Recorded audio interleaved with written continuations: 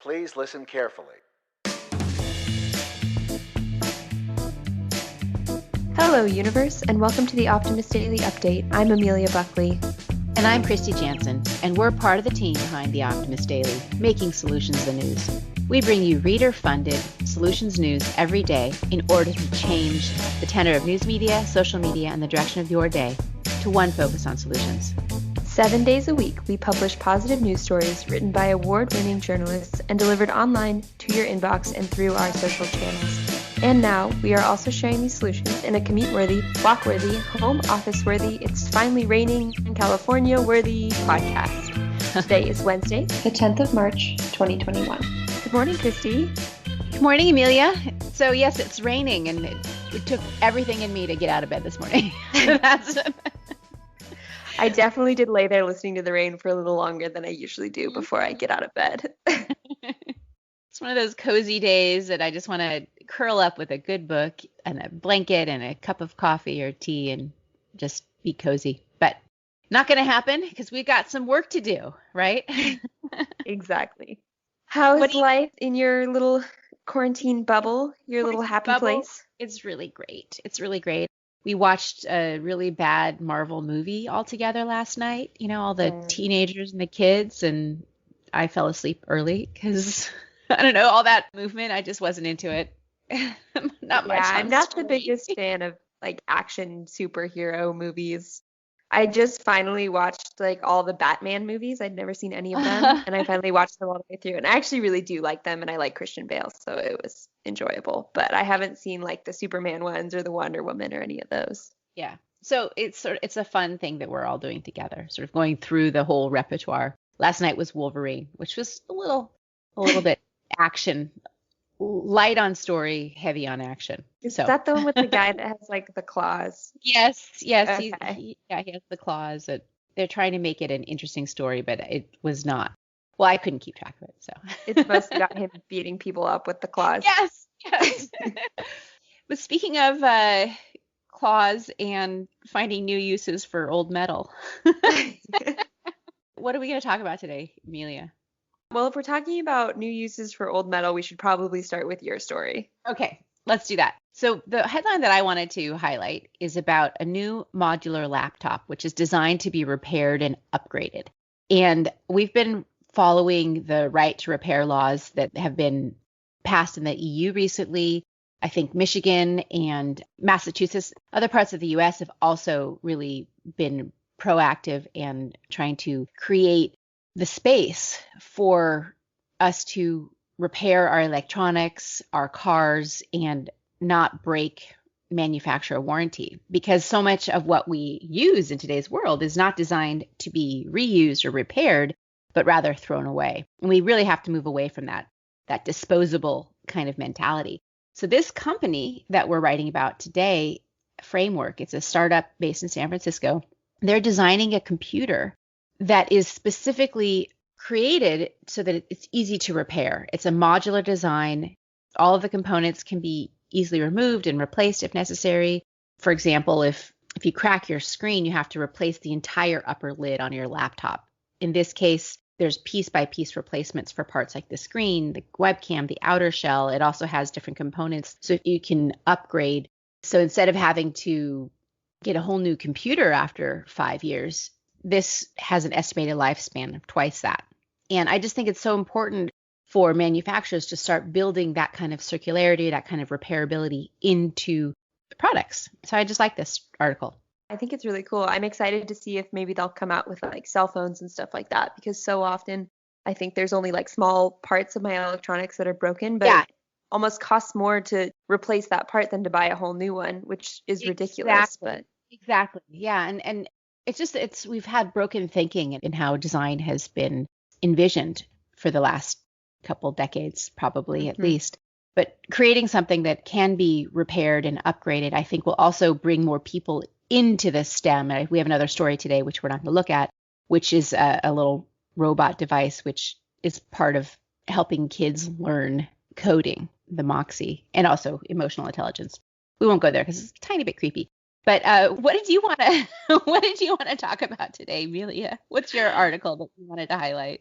Well, my story is also environmental, but shifting a little bit, scaling up. I'm talking about abandoned oil and gas wells. So there's actually 2 million acres of oil and gas wells abandoned across the US, and that's an area that's larger than the state of Delaware, which is pretty insane to think about. And so new research from Hendrix College explored what the economic as well as environmental implications are of cleaning up those areas, which essentially means plugging the wells to make sure that they don't leak. Because when the wells are abandoned, which they often are when they go dry or are no longer economically profitable, companies usually just, leave them, which can lead to methane leaks and groundwater contamination. But in addition to avoiding those catastrophes, they also found that the economic benefits of transitioning this land back to agricultural land would lead to $21 billion in added revenue in terms of agricultural outputs and also carbon sequestration. So they're looking at the benefits that these lands offer when they're agricultural lands, and they're seeing how much carbon they capture and how much food they produce. And they're saying, look, we could get $21 billion of revenue if we just clean up these areas. The total cleanup efforts are only $7 billion. Because when I saw that $21 billion figure, I was like, okay, well, what does the cleanup cost equal? And so you're left with a net benefit of over $10 billion, which is pretty impressive. Yeah, and so it's like a 3-time return on investment, which is tremendous.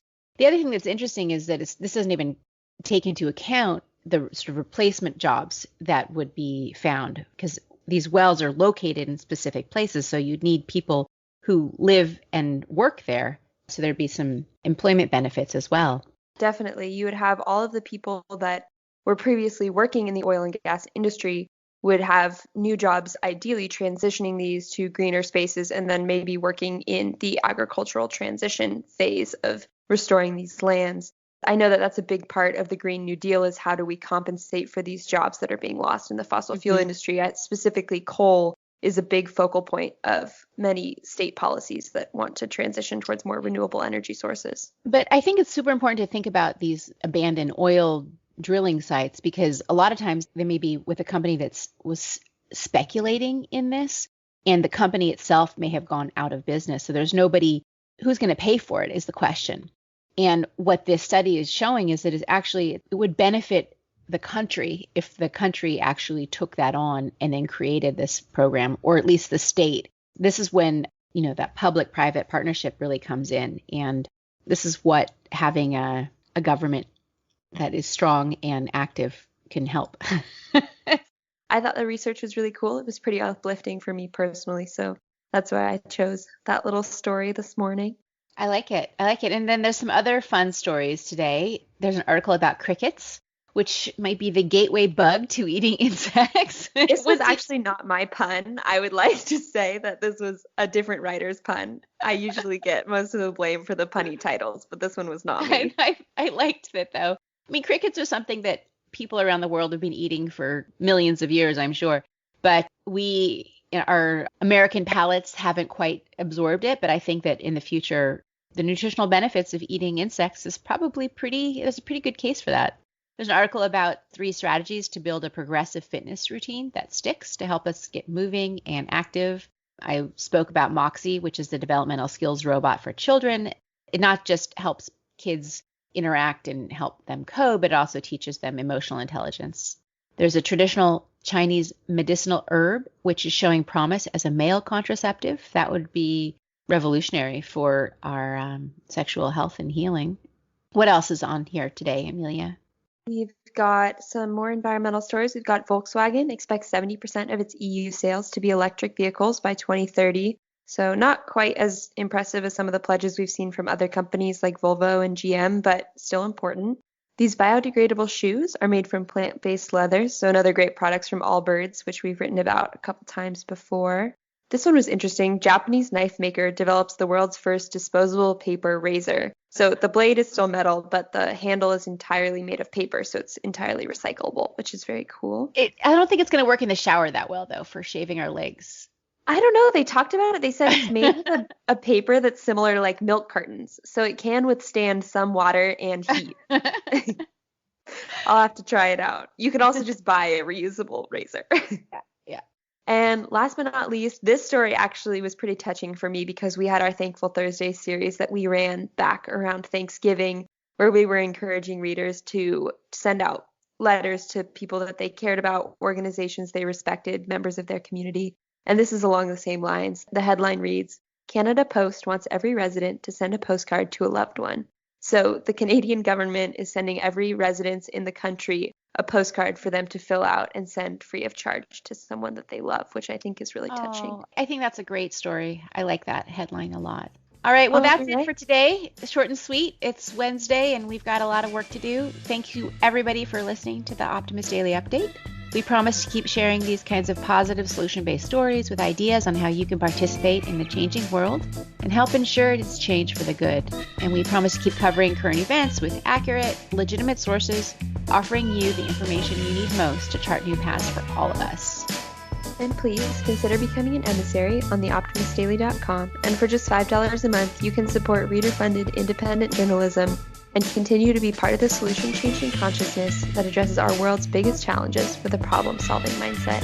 Let's keep the Optimist Daily free to all who need it, supported by those who can. Oh, and there's one more ask for our listeners. We are participating on a grant from FedEx that we're trying to win, and we might need some support from you guys to vote for us. Look for that on our social channels and help the Optimist Daily earn a little bit of grant money from a company like FedEx. I wonder if we get extra votes because we wrote a story about them yesterday. Maybe. That was coincidental, I think. It's a bribery story. No, just kidding. No. All right. Thanks, everybody, for listening. We'll be back tomorrow with more solutions.